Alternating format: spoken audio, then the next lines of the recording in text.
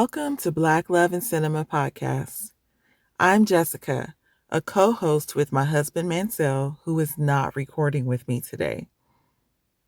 As we continue our countdown to Christmas, we have decided to switch things up a bit by incorporating a new release into our series that may get you all debating about whether it counts as a Christmas movie, much like folks from back in the day debated whether Die Hard qualifies as a Christmas movie. The movie we are discussing today is Tyler Perry's Finding Joy, and we are going to be using it as a springboard to highlight valuable lessons on the intersection between personal healing and relationship readiness. Finding Joy is a 2025 film written and directed by Tyler Perry. It follows Joy, a talented but undervalued New York fashion designer whose personal and professional setbacks leave her feeling defeated just before the holidays.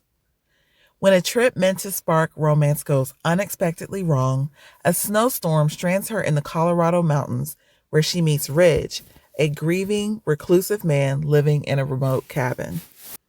Forced into unlikely proximity, the two slowly open up about heartbreak, loss, and the dreams they've each buried. As Joy rediscovers her confidence and Ridge confronts the grief that has kept him isolated, their growing bond becomes a catalyst for healing rather than an escape from their pain. The film ultimately tells a story about rediscovering self-worth, embracing vulnerability, and finding love only after learning to face one's own wounds, making Joy and Ridge's dynamic a rich entry point for discussing personal healing and relationship readiness. This setup compels me to address a vital question. How much does one need to be healed to be ready for a mutually stable, satisfying, and sustainable romantic relationship?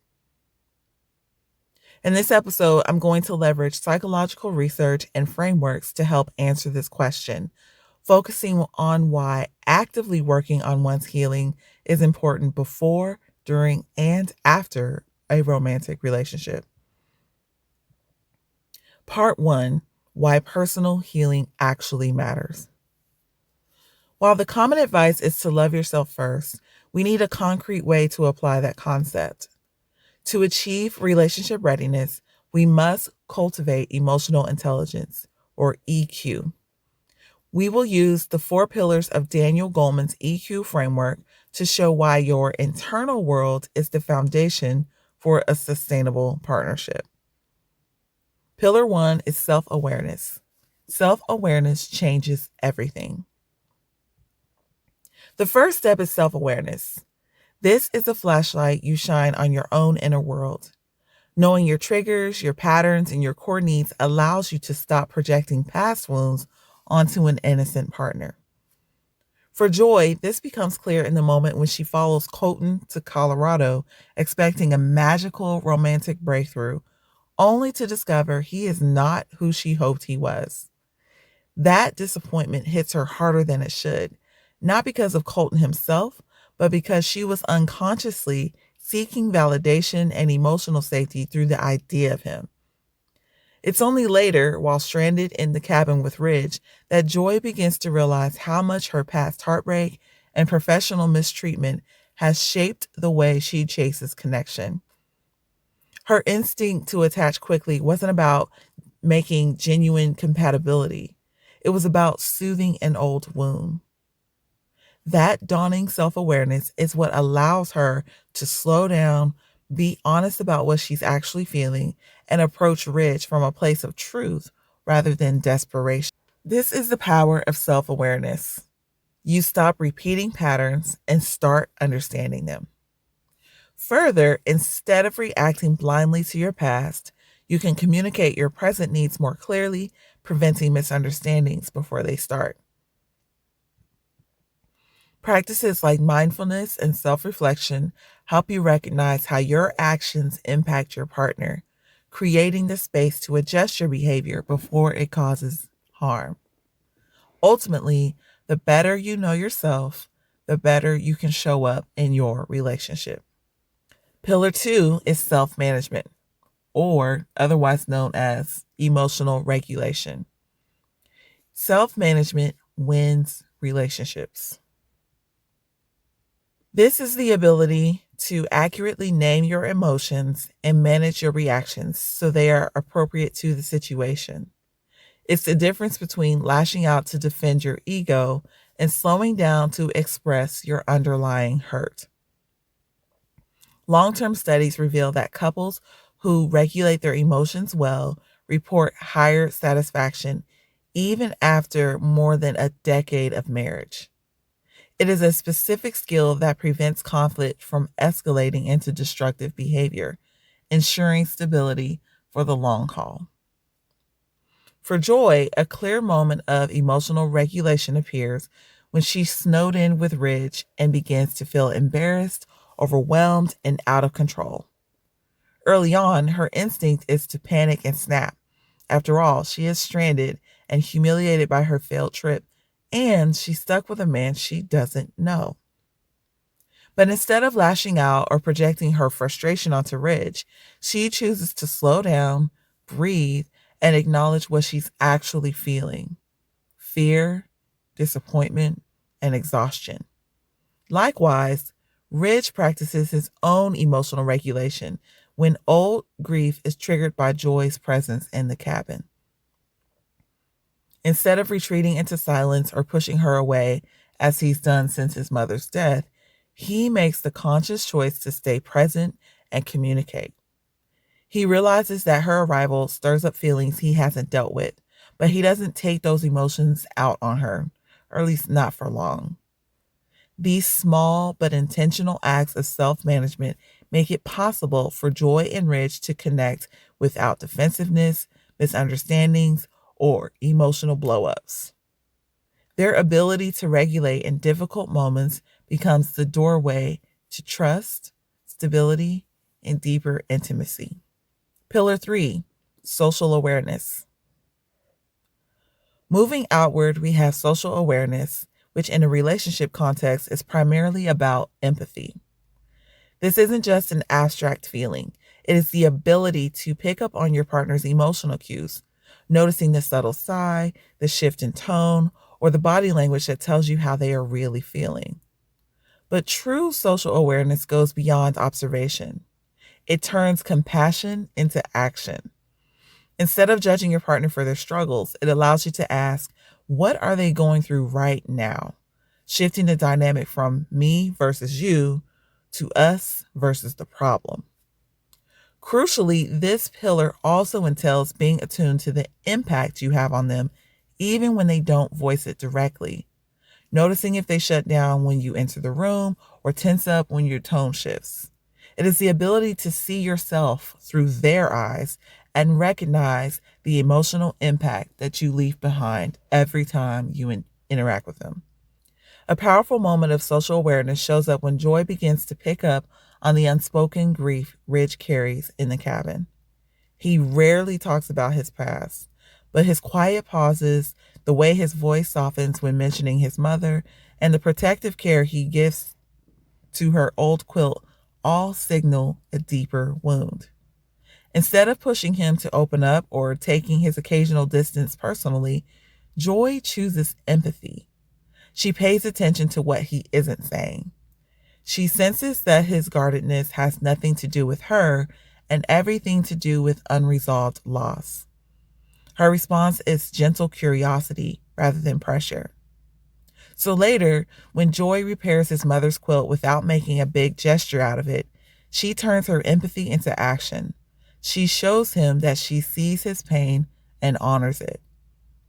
Ridge mirrors this same social awareness when he realizes Joy's confident exterior hides exhaustion and insecurity from being undervalued at work and in the foster care system as a child.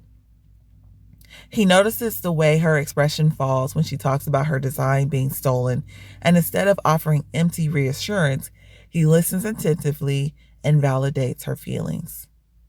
In both cases, their empathy shifts the dynamic from misunderstanding to connection. Each begins to feel seen, not judged. That is the heart of social awareness. It is the ability to sense your partner's emotional world and respond with compassion, thereby deepening your trust. Pillar 4, relationship management, putting it into practice. Finally, we arrive at relationship management, where the previous 3 pillars, self-awareness, self-management, and social awareness, converge into action. Think of this as social intelligence in action. It is the ability to guide the emotional tone of your interactions toward connection rather than conflict. Instead of letting a disagreement spiral into a fight, you use your self-control to de-escalate the tension and your empathy to validate your partner's feelings. It involves the daily active work of building trust and safety through communication and vulnerability that is rooted in a we mindset that realizes your individual actions have consequences for the both of you. As the research suggests, you cannot give what you don't have. If you can't manage yourself or read your partner, you cannot effectively manage the relationship. A strong example of relationship management comes near the end of the film after Joy returned to New York and began rebuilding her career. When Ridge comes to see her weeks later, both of them are standing at emotional crossroads. Joy is stepping into a long overdue recognition as a designer, and Ridge is finally confronting the grief that kept him closed off from his family. Instead of letting insecurity, fear, or old patterns guide the moment, they approach each other with honesty and calm. Joy is clear about her dreams and the boundaries she needs to honor them, and Ridge responds with genuine support rather than pressure or withdrawal. Together, they talk through what a future could look like in a way that respects both of their needs.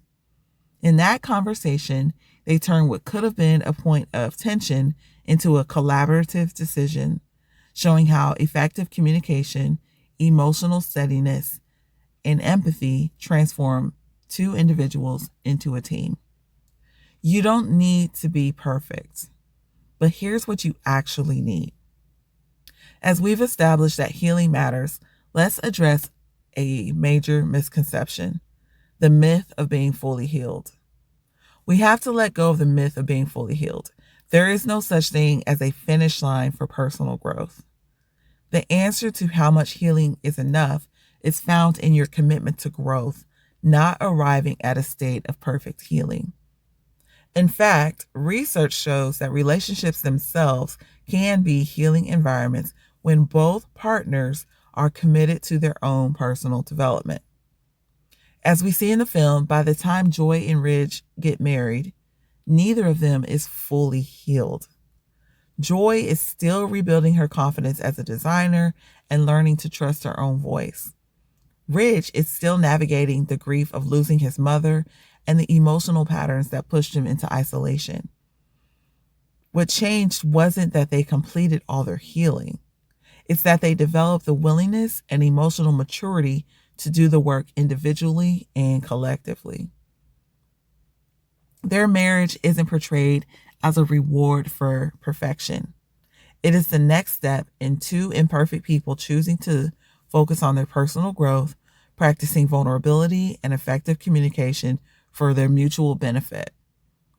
Their commitment to each other becomes an extension of their commitment to themselves, which speaks to this key insight.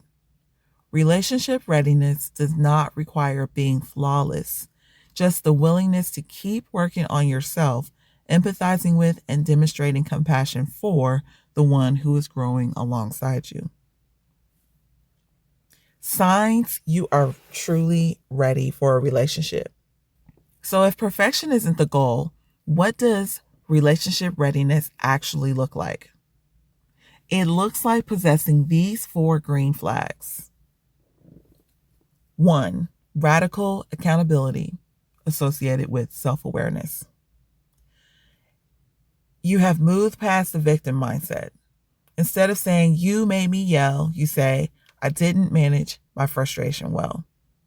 You can identify your triggers before they cause an explosion, and you own your emotional state so that your partner doesn't have to carry it for you.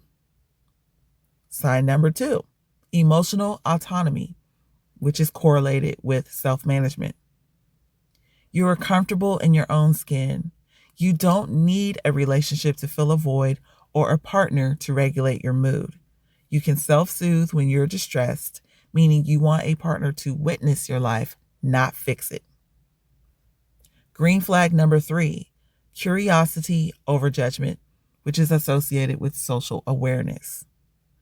When your partner expresses a difficult emotion or different perspective, you visit theirs, asking, "Tell me about that," instead of "That's wrong." Your aim is to listen, to understand, instead of projecting your judgments and beliefs and solutions onto the issues they present to you. In sign number 4, you establish boundaries, which is associated with relationship management. You set boundaries to show people how to love you safely. You're not trying to punish them or push them away, but you're letting them know what you need to feel loved. You clearly communicate what you will and will not accept, and you do this without being aggressive.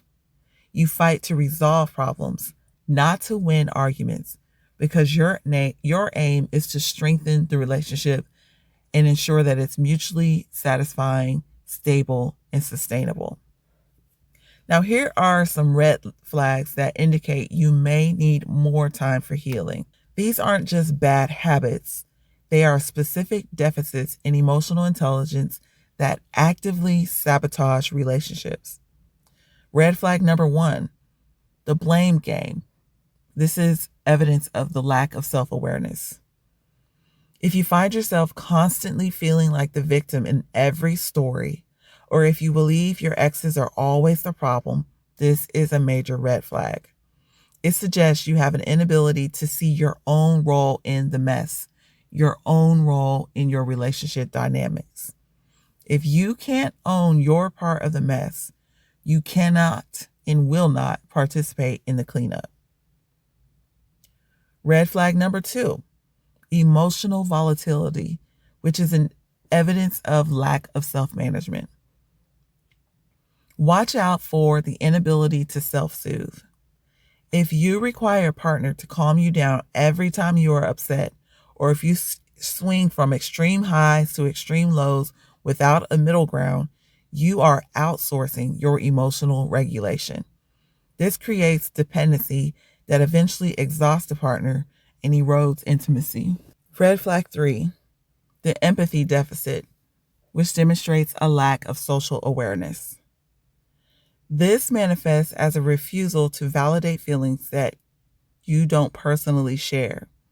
So if you catch yourself saying things such as, "You shouldn't feel that way because I didn't mean it that way," you are prioritizing your intent over your partner's impact, or better said, the impact that you had on your partner. A relationship cannot survive if one person's reality is constantly denied in favor of your truth.